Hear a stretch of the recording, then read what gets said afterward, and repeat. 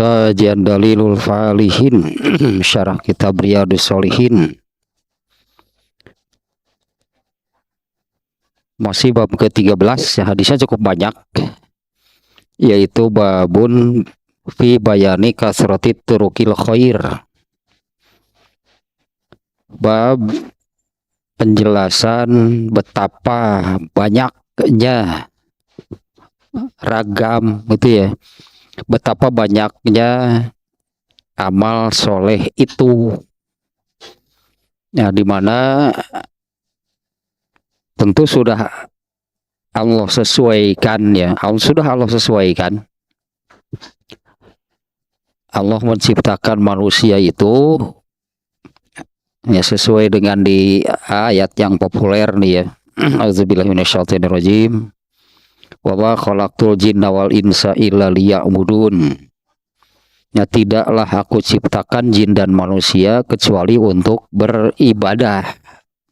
Beribadah itu beramal soleh.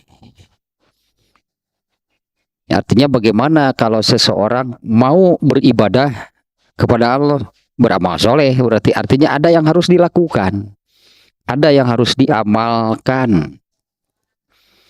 Nah, untuk memenuhi hal tersebut maka Allah adakan amal solehnya, amalan-amalan yang apabila dikerjakan itulah itu yang disebut beribadah. Nah, di dalam bab ini ya Imam An-Nawawi ya penulis kitab Riyadhus Shalihin di bab ini ya memunculkan itulahnya bahwa amal soleh artinya apabila seseorang mau beribadah, mau beramal soleh bagaimana, nggak akan kurang, amat sangat banyak gitulahnya, amat sangat banyak. Ya, yang namanya amal soleh itu amat sangat banyak. Ya, anggaplah jadi kalau seseorang mau beribadah kepada Allah harus melakukan apa, nggak akan kurang dari Allahnya, sudah Allah beri banyak.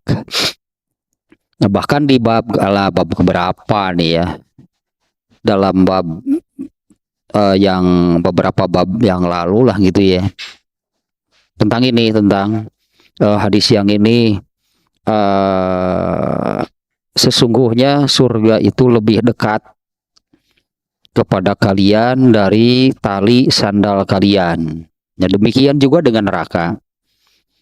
Nah, itu bahasa kiasan ya, surga lebih dekat kepada kalian daripada tali sandal kalian, itu bahasa kiasan. Nah, dari atau makna hadis tersebut adalah ya, surga itu dekat dengan kamu, yaitu dengan amal-amal keseharian. Andai kalau ada orang yang mau dan mampu lah gitu ya, ada orang yang mau dan mampu memenuhi untuk katakanlah ingin seluruh amalnya itu adalah amal soleh, amal ibadah, dari bangun tidur sampai mau tidur lagi sangat beragam, sangat banyak artinya ya. Kalau mau dan mampu melakukan, yang dilakukannya itu hanya amal soleh, hanya beribadah kepada Allah, gak akan kurang gitu ya, jumlahnya ragamnya sangat banyak. Nah, bab ini hadisnya ada 23 kalau nggak salah nih ya. Yang terakhir, yang kemarin ini hadis yang ke-16. Luar biasa juga nih hadis nih ya, yang dimana isinya menerangkan amal pokoknya, amal pokok manusia, ibadah tadinya amal soleh paling utama, amal soleh pokok, amal soleh yang paling utama yaitu sholat. Ini diulas sedikit ya, bab hadis nomor 16. Hadisnya pendek. Ya, Rasulullah SAW bersabda, "Man sholal bardaini dakhalal jannah." Barang siapa sholat 2 sholat waktu dingin. Nah lah gitulah menyebutnya di hadis ini ya, terjemahnya kurang lebih demikian. Barang siapa mengerjakan sholat pada waktu cuaca ya dingin, pasti masuk surga. Nah, yang dimaksud oleh Rasulullah SAW di sini adalah sholat subuh dan asar. Nah, barang siapa mengerjakan sholat pada waktu cuaca dingin, pasti masuk surga. Dua disebutnya di sini ya. Barang siapa sholat pada dua waktu ketika udara cuaca dingin, pasti masuk surga. Ini yang dimaksud adalah sholat subuh dan asar. Di mana dua sholat ini nih ya, dua sholat ini hanya ulasannya sebetulnya sudah. Pada waktu dua sholat ini yaitu sholat subuh dan sholat asar, di situ pada waktu tersebut itu waktunya pergantian malaikat pencatat amal. Intinya mengerjakan dua sholat ini di awal waktu. Jaminannya surga di sini nih ya. Barang siapa sholat pada dua waktu cuaca dingin, pasti masuk surga. Nah ini maknanya adalah barang siapa sholat subuh dan asar di awal waktu. Di antara keutamaannya, karena pada waktu-waktu tersebut itu waktu terjadinya pergantian malaikat pencatat amal. Pada waktu subuh malaikat malam pulang, malaikat siang datang. Jadi dua sholat subuh itu dengan catatan ya, kalau dikerjakan di awal waktu itu tercatat pada catatan malaikat malam sebagai catatan terakhirnya sebelum pulang, dan tercatat pada catatan malaikat siang catatan pertama ketika baru datang. Dan malaikat pencatat amal itu ketika pulang, nah kalau malaikat siang berarti pulangnya asar, malaikat malam datangnya asar. Ya berarti sholat subuh dan asar itu apabila dikerjakan di awal waktu, maka itu akan tercatat di dua catatan.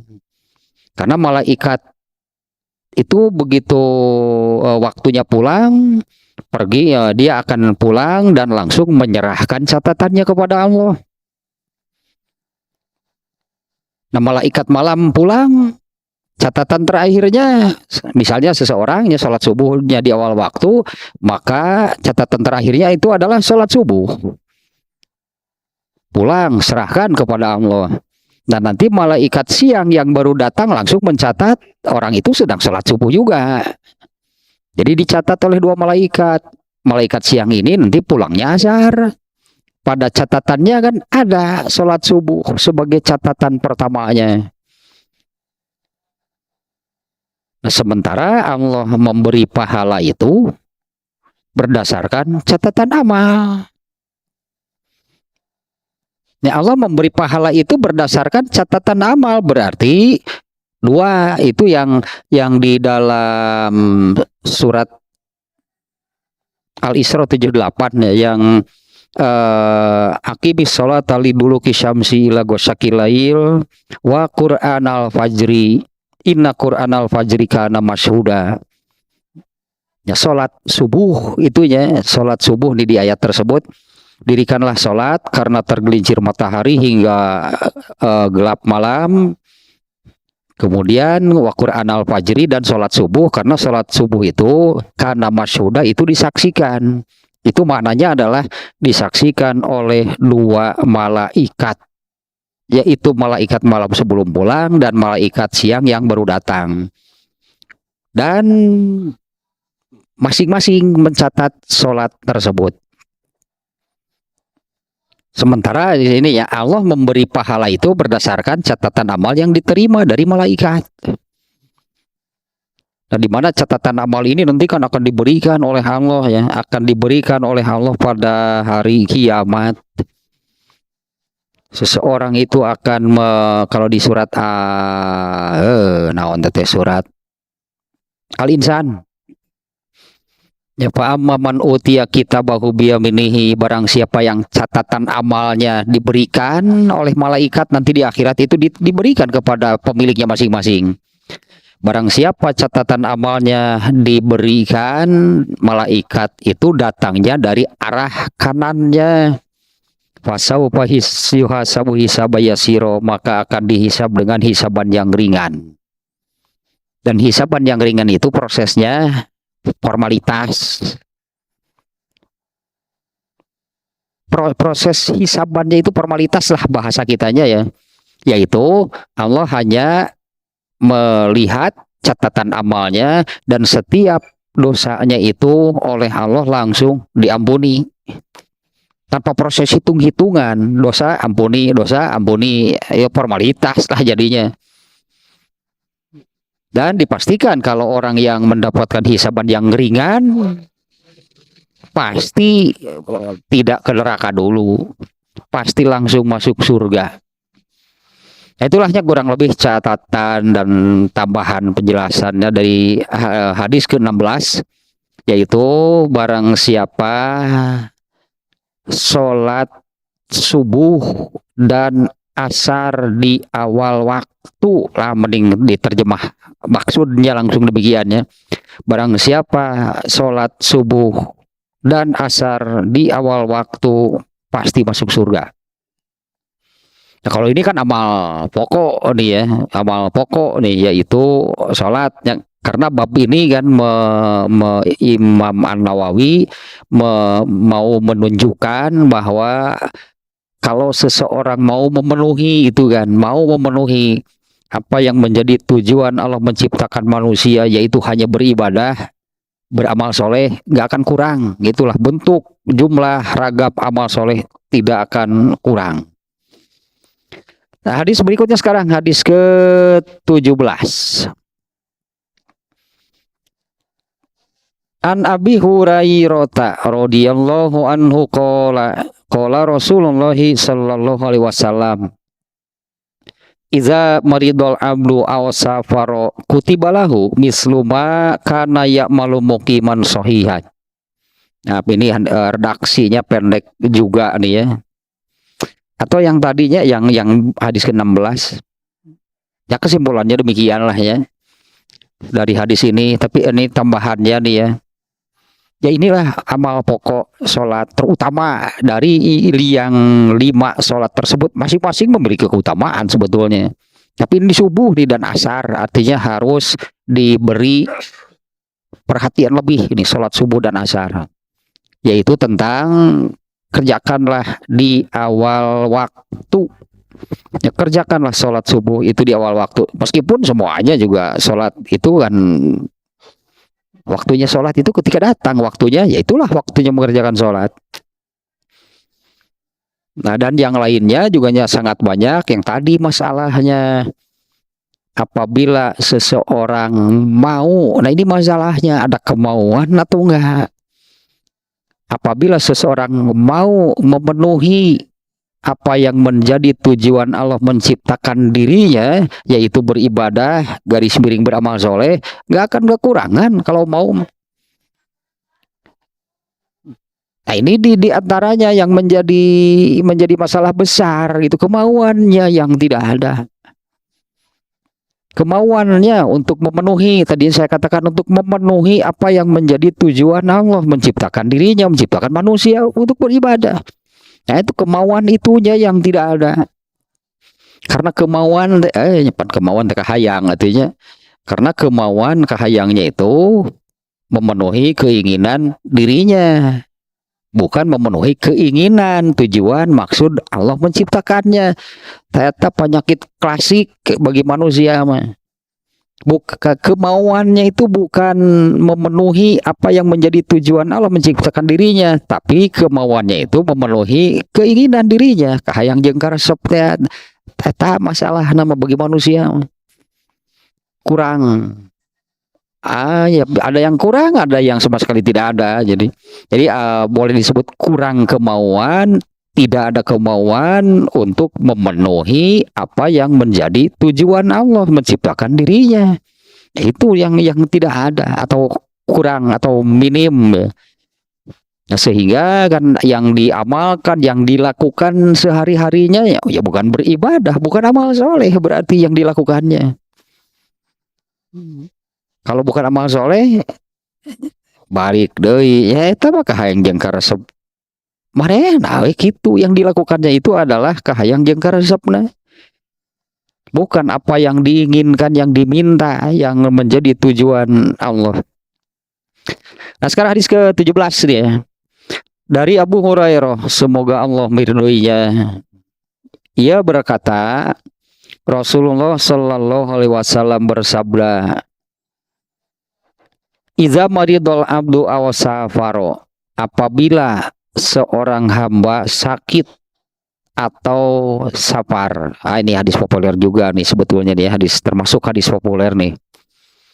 Apabila seorang hamba sakit atau safar, kutibalahu mislu ma kana ya'malu muqiman sahihan, maka dicatatkan. Tadi kan malah ada malaikat pencatat amal. Kutibalahu, maka dicatatkan baginya seperti. Nah, di sini maksudnya apabila seorang hamba, terjemahnya saya dulu nih ya. Apabila seorang hamba sakit atau safar, maka dicatatkan baginya seperti dia biasanya beramal ketika sehat dan mukim, artinya tidak safarnya mukim. Demikianlah terjemahnya. Apabila seorang hamba sakit atau safar, maka ditetapkan baginya seperti dia beramal ketika sehat, ketika mukim dan sehat. Yang pertama nih, ya ini menunjukkan yang pertama. Ya Allah betapa gitunya Allah itu Maha Rahman, Maha Rahim. Allah menetapkan itu di dalam menurut hadis ini ya, hadis ini menjelaskan Allah tetap artinya memberi apa namanya ya, karena di sini kutiba artinya dicatatkan. Maksud hadis ini adalah apabila seseorang sakit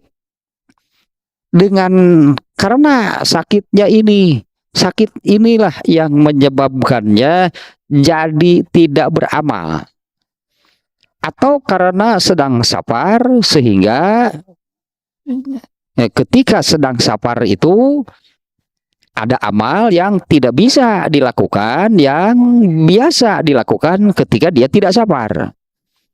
Nah, maka amal-amal yang tidak dilakukan karena sakit jadi tidak bisa beramal, karena sedang safar jadi tidak bisa beramal. Allah ini Maha Pengasih, Maha Penyayang, tetap oleh Allah diberikan, dicatatkan bahkan di sini ya, artinya dimasukkan ke dalam catatan. Ya, kutiba itu artinya ditulis ya, berarti kan dimasukkan ke dalam catatan seperti biasanya. Seperti biasanya dia mengamalkan ketika mukim, ketika sehat. Nah, kemudian yang kedua, ini untuk amalan sunat. Ya, kalau yang wajib masa sih karena sakit jadi tidak melakukan. Kalau yang wajib tidak bisa dilakukan, misalnya karena sakit nih, amal yang wajib jadi tidak bisa dilakukan. Nah, sholat mah nggak ada. Mana ada orang sedang sholat jadi boleh, sedang sakit jadi boleh tidak sholat. Saum misalnya tidak bisa mengerjakan saum, tapi kan diganti. Jadi gantinya kalau itu bukan tidak dilakukan, dipindahkan katakanlah waktunya.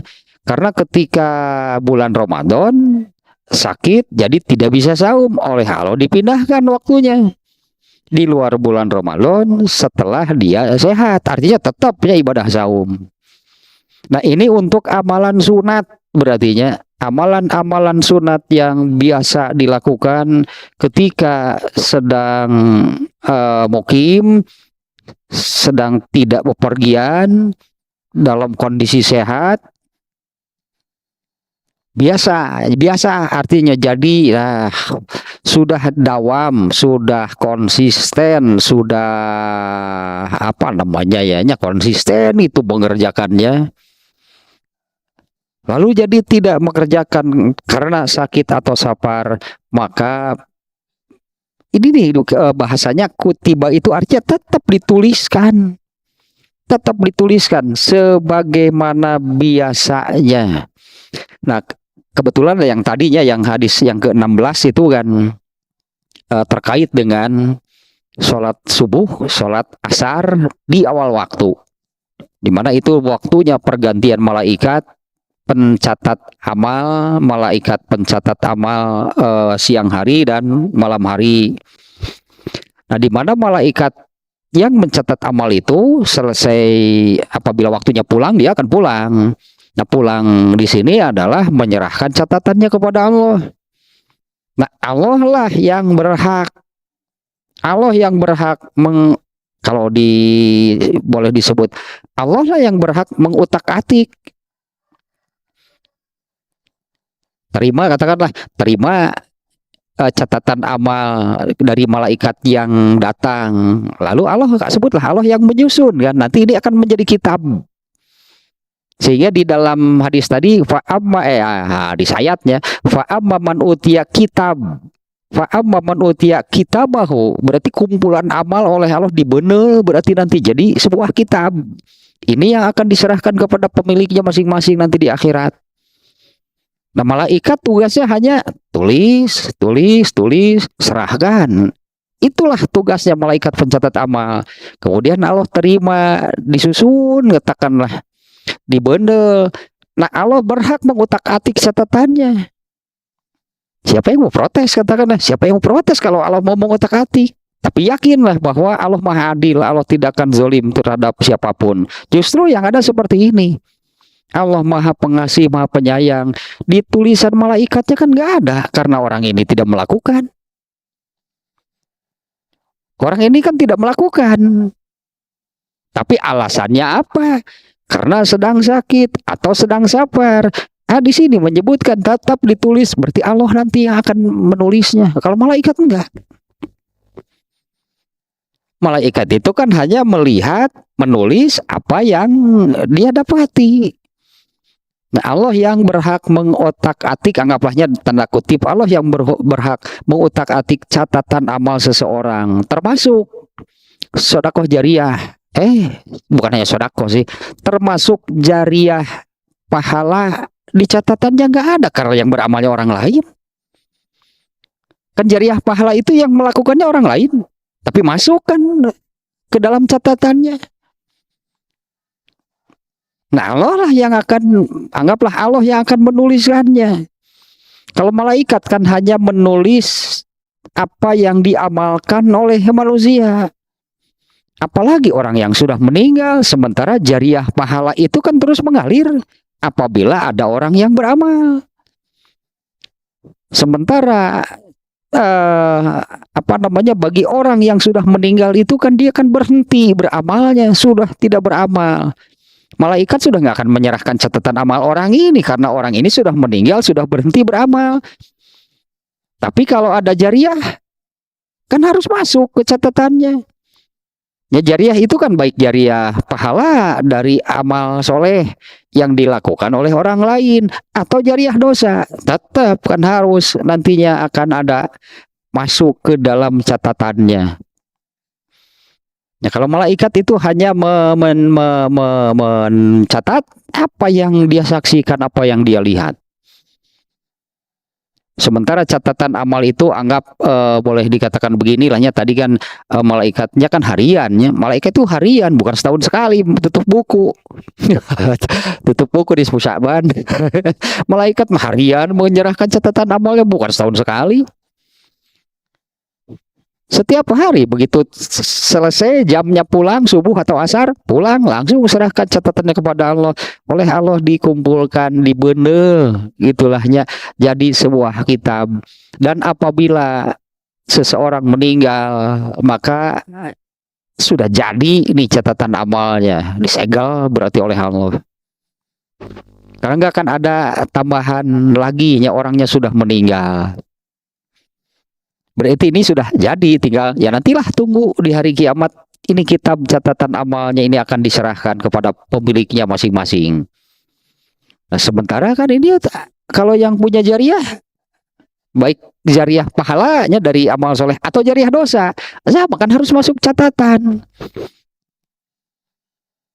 Karena nanti waktu diadili disebutnya dihisab, diadili itu kan sambil buka catatan kan tadi orang yang hisabannya ringan. Orang yang hisabannya ringan itu proses hisab itu ya proses pengadilan gitu ya, proses pengadilan di akhirat. Orang yang disebutkan mendapatkan hisaban yang ringan itu hanya formalitas, dibuka oleh Allah di depan orangnya. Tapi setiap dosa yang tertulis di sana oleh Allah langsung diampuni. Kan harus ada berarti catatannya. Jadi manusianya sendiri tidak bisa mengelak, tidak bisa membantah, tidak bisa protes, kan ada gitu, tulisannya ada, saksinya ada. Nah, kalau ada jariah pahala, jariah dosa itu kayak mengamalkan orang lain. Ya, yang mengamalkan orang lain, tapi seseorang itulahnya disebutnya kan mendapatkan jariah. Baik jariah pahala atau jariah dosa.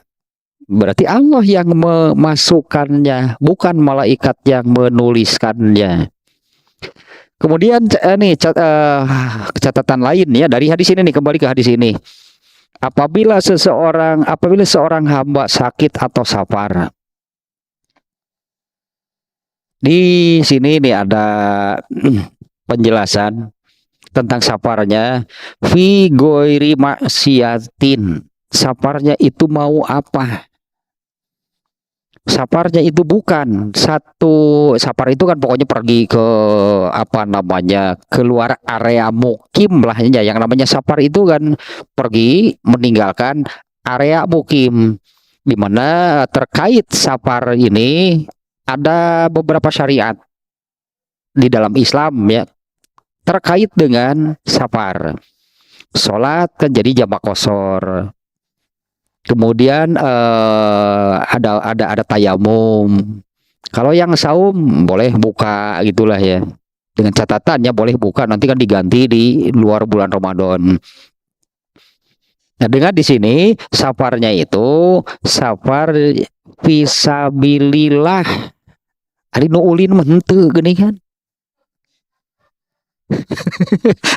Nu ulin mah wayah nya safar nanti ulin lah, tapi itu tidak masuk kategori yang biasa diamalkan. Jadi safarnya itu safar katakanlah Rasulullah SAW, dia banyak hadis yang menerangkan Rasulullah SAW itu safar. Banyak yang menerangkan hadisnya yang menerangkan sahabat melakukan safar. Nah, mereka safarnya mau apa?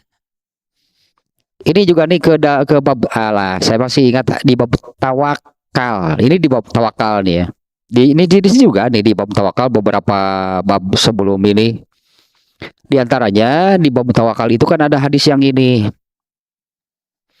Apabila seorang mukmin di hadisnya itu kalau nggak salah muslim atau mukmin itu ya. Apabila seorang muslim ketika hendak keluar dari rumah membaca bismillahi tawakkaltu 'alallahi la haula wala quwata illa billah, maka Allah akan melindunginya, itulahnya, maka Allah akan melindunginya dari godaan setan. Dan setan itu akan berbisik satu sama lain, bagaimana bisa kita menggoda gitunya, bagaimana bisa kita menggoda orang yang sudah melindungkan dirinya kepada Allah. Tapi dari hadis ini yang apa namanya yang penting itu, yang penting adalah setiap muslim artinya diajarkan apabila mau keluar rumah ini bacaannya. Ya, seorang muslim itu apabila mau keluar rumah diajari ini adab. Nah, ini adab Islam, amalan menurut ajaran Islam. Kalau mau keluar rumah itu bagaimana? Membaca Bismillahi tawakkaltu dan selanjutnya lah ya. Ini juga sudah banyak yang hafal kalau doa bepergian biasanya dikenalnya. Padahal hadisnya apabila hendak keluar rumah. Artinya seorang muslim itu apabila mau keluar rumah, dia keluar rumah dengan nama Allah. Karena dia akan membaca demikian. Sebelum keluar rumah, dia mengucapkan Bismillah itu kan dengan nama Allah. Jadi keluarnya itu dengan nama Allah nih keluar rumah. Lalu keluarnya mau apa? Rasulullah SAW sering safar, banyak hadisnya. Para sahabat safar, banyak hadisnya. Tapi mereka keluar mau apa? Karena mereka setiap mau keluar rumah mereka mengatakan dengan nama Allah Bismillahi tawakkaltu. Itu keluar, itu saya keluar ini atas nama Allah, dengan nama Allah. Dan pertanyaannya terus keluarnya mau apa? Masa untuk hal yang tidak sesuai? Masa untuk hal yang tidak sesuai tadinya dengan apa ya? Tidak sesuai dengan apa yang ditetapkan, apa yang diridhoi oleh Allah. Mana mungkin orang keluar rumah mau berbuat maksiat, sebelum keluar rumah dia baca Bismillahi tawakkaltu, keluarnya mau maksiat.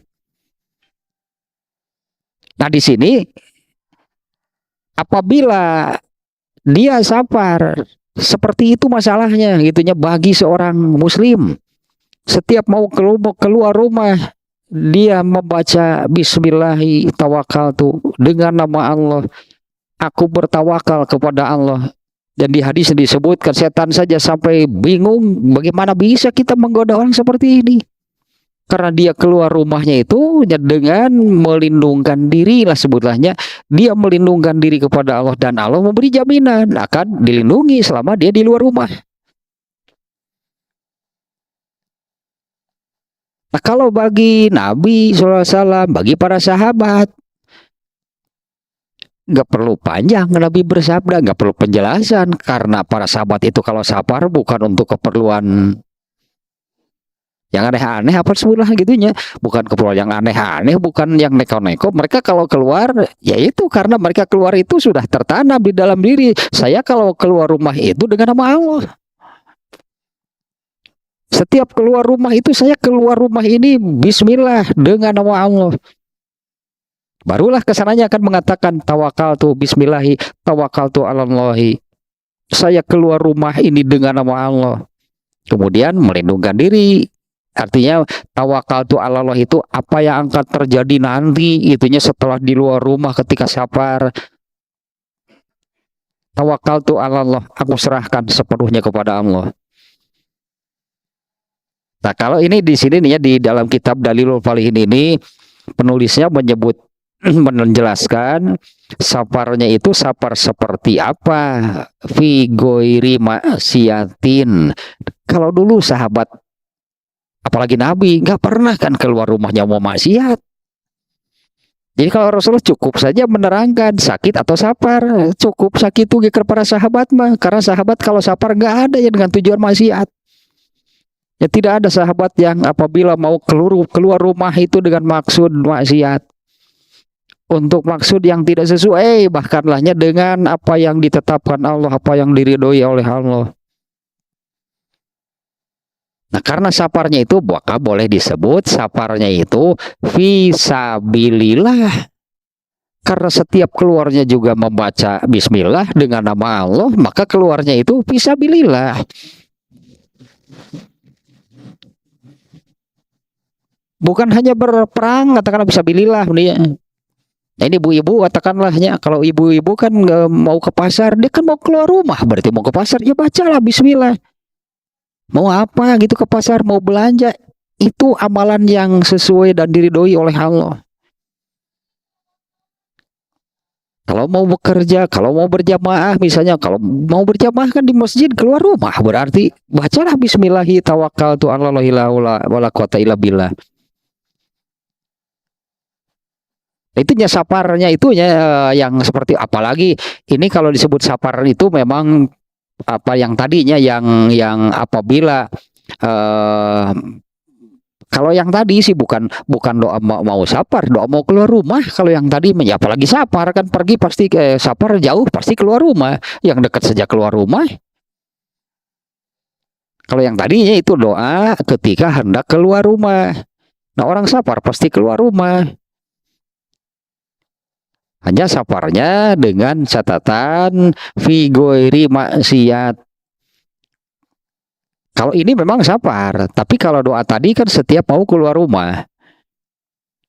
Kalau misalnya dari sini mau ke pasar, itu kan bukan sapar kategorinya karena pasarnya juga dekat.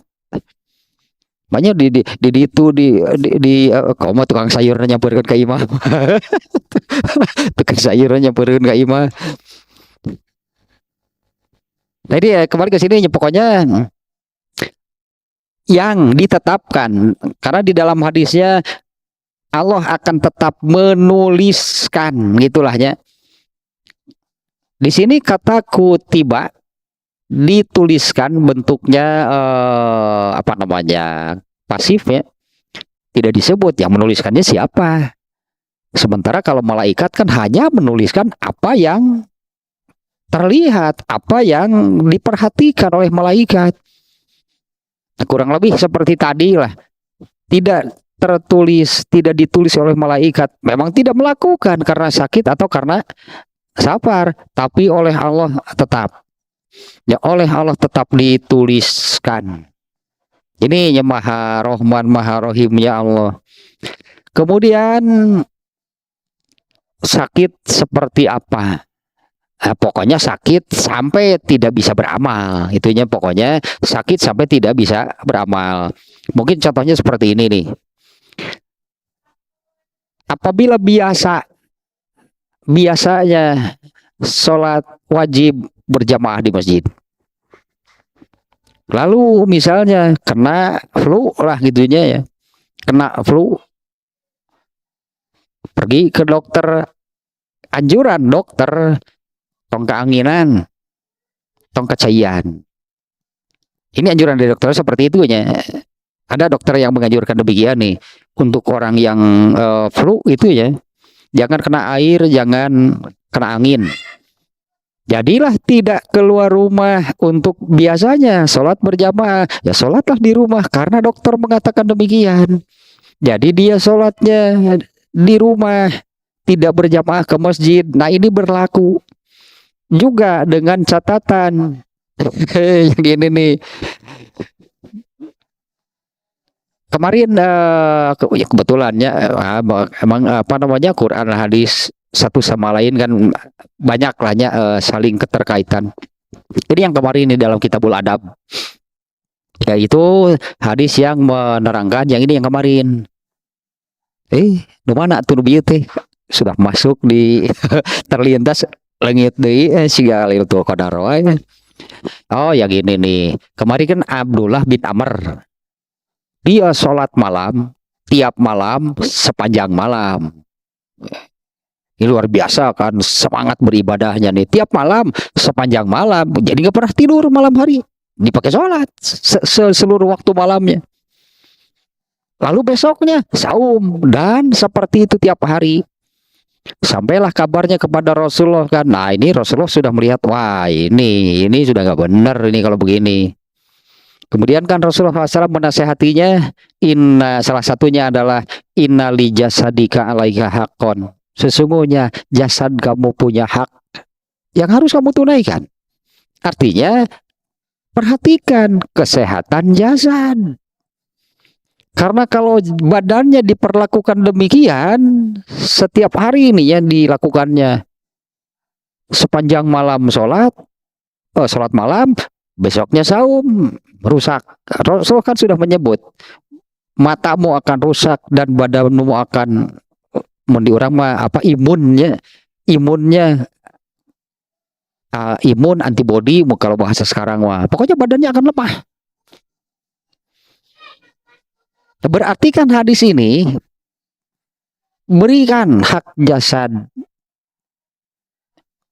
Kalau lapar makan gitulahnya, kalau ngantuk tidur, pelihara kesehatannya. Karena di dalam hadis kemarin kan siapa tahu kamu diberi umur panjang oleh Allah. Kalau ketika muda yang merasa kuat, kamu memperlakukan jasad kamu seperti ini, nanti tua kamu upir, pokoknya nanti setelah tua rempo. Jangan-jangan semangat ibadahnya masih tinggi tapi badan sudah tidak bisa menunjang. Cerik cek Nabi tetah mun geus kitu mah. Artinya peliharanya kesehatan badan, kesehatan jasad. Nah, maka sakit yang dimaksud di sini sakit seperti apa? Kalau saya katakan bukan sakit yang dibuat sendiri. Bagaimana sakit yang dibuat sendiri? Yaitu yang barusan, kamu tidak memelihara kesehatan kamu. Kamu seenaknya gitulahnya, seenaknya sembrono memperlakukan badan kamu, sakit pasti. Atau ada bahasa Sunda nama lain gering nu disiar ku sorangan. Nah, itu panjang sebutkan orang Sunda suka menyebutnya nyer pi panyakitan, nyer pi geringeun, pelihara justru. Nah, kalau sakitnya karena ulah sendiri jangan harap.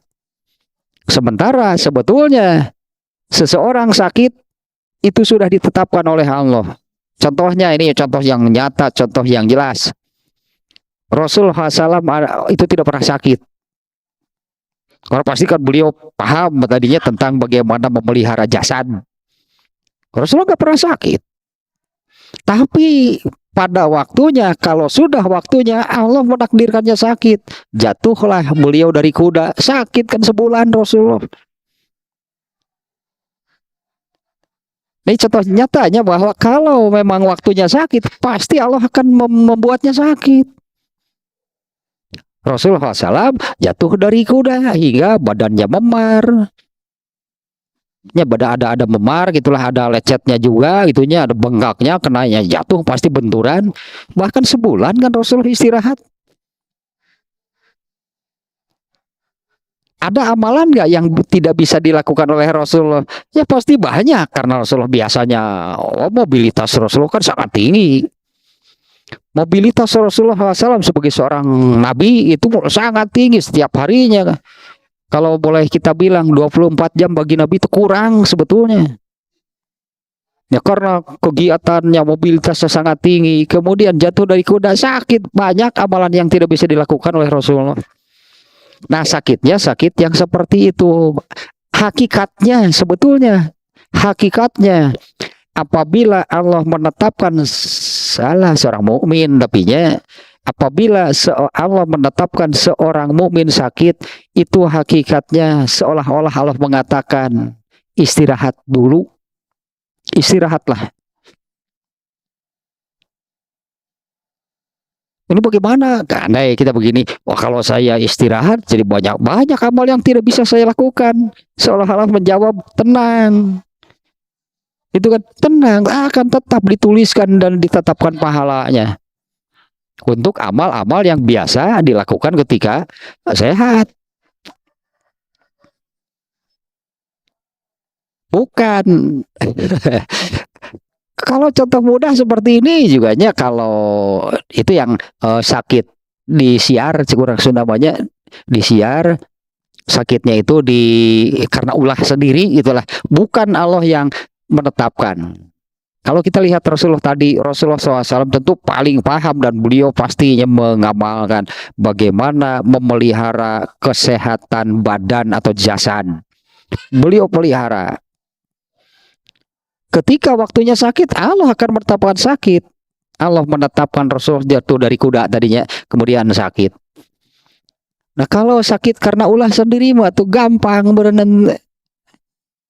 Saya naik takal alpukat gara-gara gen maneh. Ada yang kalau demikian ya. Atau sengaja nih nyebrang itu malah menabrakkan diri atau ngarasi tabrak.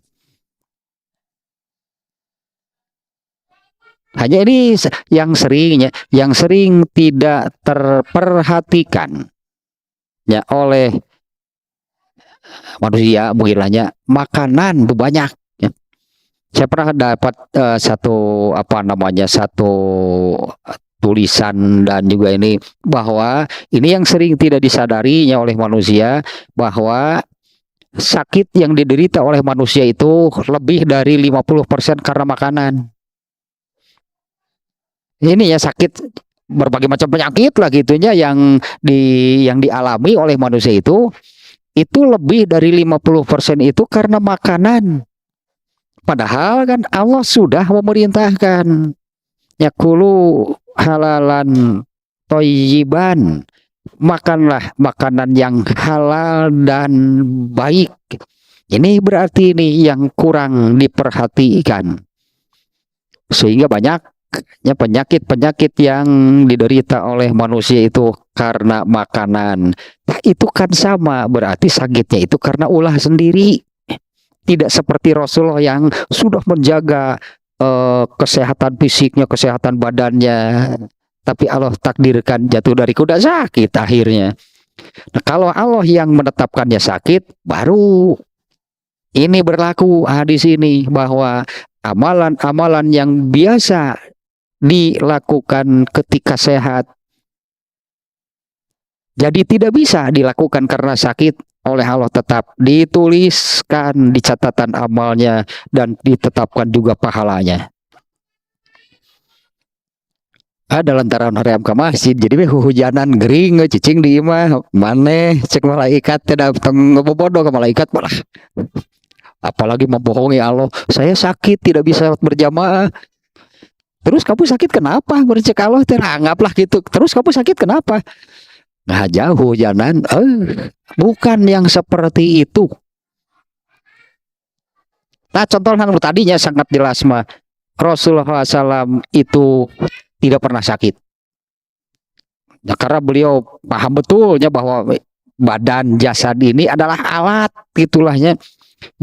Badan atau jasad ini adalah alat, fasilitas dari Allah untuk beramal. Ya berarti peliharalah badan supaya bisa beramal. Nah, karena kalau sakit jadi tidak bisa beramal. Tapi bagi tadinya orang yang seperti tadilahnya, orang sudah berusaha untuk memelihara kesehatan badannya, jasadnya, pada akhirnya akan Allah tetapkan sakit juga. Nggak ada orang yang nggak pernah sakit. Rasulullah SAW tadi tidak pernah sakit karena ulah sendiri, karena beliau betul-betul memelihara. Kemudian Allah menakdirkannya sakit. Dari suatu negeri magering kalau kumaha asal jangan dibuat sendiri, rugi berarti kalau dibuat sendiri. Jangan harap pahalanya kan tetap ditulis. Nah, cek Allah teh. Coba kalau begini nih ya, ini kita pernah juga nih ya, saya ungkapkan contoh seperti ini. Sebutlah misalnya seseorang naik motor ugal-ugalan misalnya. Ya, naik kendaraan, naik motor, naik sepeda, naik mobil ugal-ugalan, terus celaka. Apa boleh? Apa bisa dia berharap? Ya misalnya ugal-ugalan gitu, naik kendaraan ugal-ugalan sampai kakinya patah. Pastilah banyaknya amal yang tidak bisa dilakukan nih karena kondisi kakinya patah. Berlaku nggak? Kalau saya katakan seperti ini, mungkin ya hanya ini nih ya. Mungkin Allah akan mengatakan begini, apa nih maka yang mana? Potong teh suku tak potong, tapan kah yang mana? Beda kan dengan Rasulullah SAW ugal-ugalan kan naik kudanya. Ya, kalau Allah takdirkan jatuh ya pasti jatuh. Tapi beda dengan yang naik kendaraannya ugal-ugalan. Dicelakanya itu karena ulah sendiri. Andai sampai kakinya kah patah, tangannya kah patah, jangan harap amal yang ada amal-amal yang biasa dilakukan lalu tetap dicatatkan diberi pahala. Si dokter touring kita. Dokter touring nabrak tiang listrik. Dulu ke rumah sakit. Iya lamun orang Sunda, benernya orang Sunda mun mau puas teh mah paling Allah mengatakan hakan sia. Pan maneh nu kan hayang gituan teh. Karena ulah sendiri itu ya. Jadi kita nu touring kita nu ieu nu touring kita nu apa namanya sesepedahan ke Cijapati. Itu Cijapati teh tanjakanana. Ini mah contoh kasus juga ada demikiannya. Ya Cijapati itu kan tanjakan lagi apa namanya setara aja ya sebut nusugan mah. Kalau sudah Allah tetapkan demikian, siapa yang bisa menolak? Ternyata remnya blong. Ini pernah kejadiannya sampai dia sendiri remnya blong, kanan jurang, kiri tebing, kemana? Mending ke jurang, mending ke tebing. Tabrakeun tungtung nama cenah kana eta kana pagar imah potong eta iganya potong ieu potong dia terbaring sakit 6 bulan. Pasti banyak kan ibadah yang tidak bisa dilakukan. Bisa nggak dia mengatakan tenang saja karena kan Allah akan tetap mencatat dan memberikan pahala untuk amal yang bisa dilakukan. Ngeunah cek Allah teh enak aja. Nah kembali lagi ke sini nih hadis ini nih ya. Hadisnya pendek nih ya. Iza maridol abdu awasafaro. Nah ya ini kan harus dijelaskan sakitnya sakit seperti apa. Ya sakitnya itu kayak rujukannya yang tadi lah ya. Rasulullah SAW jatuh dari kuda. Itu Allah yang menetapkan. Rasulullahnya sendiri paling bertakwa. Rasulullah kan manusia paling bertakwa. Artinya naik kudanya pun bertakwa, gak ugal-ugalan. Dan Rasulullah SAW naik kuda safar keluar bawa apa? Mana ada Rasulullah SAW keluar tanpa tujuan yang jelas. Ya keluarnya itu dengan tujuan yang tadi lah. Keluarnya itu safarnya itu untuk hal-hal, untuk tujuan yang sesuai gitulahnya dengan ketetapan Allah. Untuk hal-hal yang diridhoi oleh Allah. Ya, sakit dan safar ini juga ini masuk sih sebetulnya ya kalau kita melihat kejadian kemarin nih. Kejadian kemarin tanggal 16-nya kan di Dubai. Itu hujan badai yang sampai banjir lah, pokoknya banjir besar, bahkan memakan korban jiwa. Dan bukan hanya Dubai sebetulnya kejadian kemarinnya pokoknya di negara tetangga yang dekatnya juga ternyata sama, di Oman, di Qatar juga sama. Mengalami hal yang sama. Ini Dubai yang paling parah. Sampai ya banjir lah itulah ya. Ternyata di masjid yang ada di Dubai itu kan kalimat azannya diganti. Yaitu bagian yang ininya diganti, enggak seluruhnya. Azan tetap dikumandangkan, tapi bagian hayya ala sholah, karena bagian ininya yang merupakan ajakan, panggilan untuk mengerjakan sholat. Memang hadisnya demikian, dalam kondisi tidak memungkinkan orang untuk datang ke masjid berjamaah, maka di masjid tetap dikumandangkan azan, tapi kalimat ajakan sholatnya diganti dengan as-sholatu firrihal. Jadi seperti itu, bukan hayya ala sholat, bukan dipanggil, diseru untuk datang ke masjid mengerjakan sholat. Dalam kondisi tidak memungkinkan orang-orang datang ke masjid, maka kalimat azannya diganti as-sholatu firrihal, sholatlah di rumah kalian. Nah sholat di rumah itu kalau lafaz adanya sudah diganti, baru sholatnya di rumah. Kalau lafaz adatnya sudah diganti, baru sholat di rumah. Ini pernah terjadi di zaman Rasulullah SAW. Bahkan Jumatan nih, di mana hujan besar, ya seperti di Dubai, mungkinnya hingga tidak memungkinkan lah orang datang ke masjid. Nah maka muazin diperintahkan untuk mengganti lafaz azannya as-salatu firrihal. Kalau belum diganti lafaz azannya, datang berarti ke masjid berjamaah. atau salah dedengean gitu. Salah dedengean teh unggal hanya ala sholah kadengean teh as-sholatu firihal di imah deui sholat teh di imah deui kudu kata hate berarti. Nah itu juga termasuknya bukan sengaja sholat di rumah, tapi kan diperintahkan, justru dikumandangkannya sholatlah di rumah, maka pahalanya tetap pahala sholat berjamaah. Ya maka pahalanya seperti biasanya karena dia bukan sengaja sholat di rumah, biasanya berjamaah dalam kondisi tertentu sampai nah kemarin kejadiannya di Dubai demikian, di masjid azannya diganti. Nah karena kondisinya tidak memungkinkan lah gitunya orang datang ke masjid untuk sholat berjamaah. Hujan, angin, badai yang sangat besar, kemudian rumahnya kebanjiran, jalannya kebanjiran, masjidnya kebanjiran.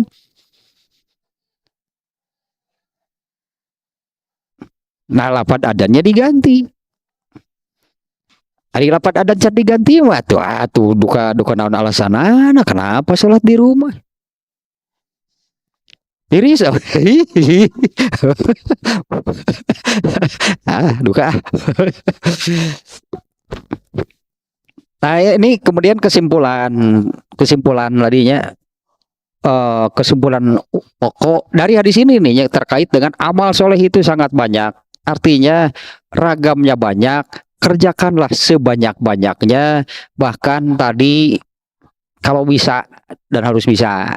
Kalau bisa dan harus bisa, setiap amal soleh itu kerjakan dengan konsisten. Apabila ada halangan, sakit atau safar, nah ini hadisnya pahalanya tetap diberikan. Kalau pengamalannya belum konsisten, belang betong, atau Allah teh bingung mau menuliskan bagaimana, udah biasa nage keur hoream henteu si eta mah. Keur daek migawe. Sedang mau mengerjakan, sedang malas tidak mengerjakan, lalu sakit, mau dicatat yang mana? Yang mengerjakan atau yang tidak mengerjakan? Karena waktu sehatnya juga kadang mengerjakan, kadang tidak. Nah ini maka kesimpulan pokoknya dari hadis ini adalah amalkan, artinya kerjakan amal soleh itu secara konsisten. Nah baru berlaku hadis ini. Sakitnya sakit seperti apa kan, saparnya juga sapar seperti apa, tidak semuanya ya, makanya kan perlu penjelasan ya hadis ini nih ya. Tidak semua orang karena sakit kena oleh hadis ini, tidak semuanya orang sapar kena oleh hadis ini. Dan kan untuk amal-amal yang biasa, artinya konsisten dilakukan, barulah berlaku hadis ini. Berarti kan ini kesimpulan utamanya adalah kerjakan amal soleh itu secara dawam, secara konsisten. Nanti apabila Allah menetapkan sakit sehingga tidak bisa beramal, Allah menjamin artinya tetap akan ditulis di catatan amalnya dan diberikan pahalanya. Setelahnya kesimpulan utama dari hadis ini adalah ini mengisyaratkan kerjakan amal soleh itu secara dawam. Karena kalau yang tadi yang kadang kadang meninggalkan, kadang tidak mengerjakan, atau can pernah meureun gitu. Itu kadang meninggalkan, kadang tidak mengerjakan, atau iraha amal solehna. Tapi begitu sakit langsung dia tenang kan Allah akan tetap menulis ngeunah cek Allah teh enak aja ya, untuk amal yang konsisten itu dikerjakan. Jadi tidak pernah dia tidak melakukan karena tadilah muridnya karena lu nih iman sedang turun yang dibenerkeunnya ngomong gitu. Banyak tuh orang yang hal itu dijadikan alasan. Lu imannya lemah. Lu gitu bukan alasan di mata Allah, itu nggak berlaku. Nah, saya kira cukuplahnya untuk hadis ini nih ya, hadis dengan redaksi yang tadinya. Idza maridul abdu aw safaro kutibalahu mislu ma kana ya'malu muqiman sahihan. Apabila seorang hamba sakit atau safar, Allah akan tetap menuliskan tambahannya dan memberikan pahalanya. Seperti biasanya dia melakukannya, mengerjakannya ketika mukim, tidak sedang safar, dan ketika sedang sehat.